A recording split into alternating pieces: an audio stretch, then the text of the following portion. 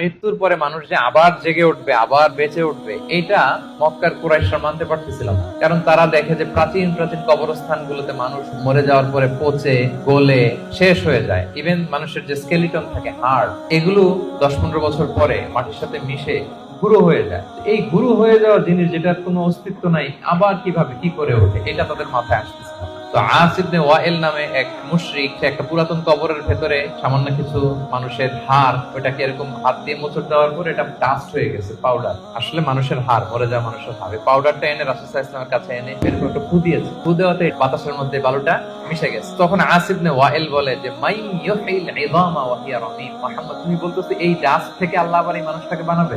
এটা একটা মানুষের কঙ্কাল ছিল। আল্লাহ রাসূল সাল্লাল্লাহু আলাইহি ওয়াসাল্লাম বললেন আল্লাহ তাআলা এই ডাস্ট থেকে, এই ধুলা থেকে, বালি থেকে এটাকে আবার পুনরায় জীবিত করবেন, যেমনি আল্লাহ প্রথম মানুষকে বানিয়েছিলেন। তিনি প্রথম মানুষকে বানাইতে পারলো, সে আল্লাহকে মরে যাওয়ার পরে, পচে গলে যাওয়ার পরে আবার বানাতে পারবে না?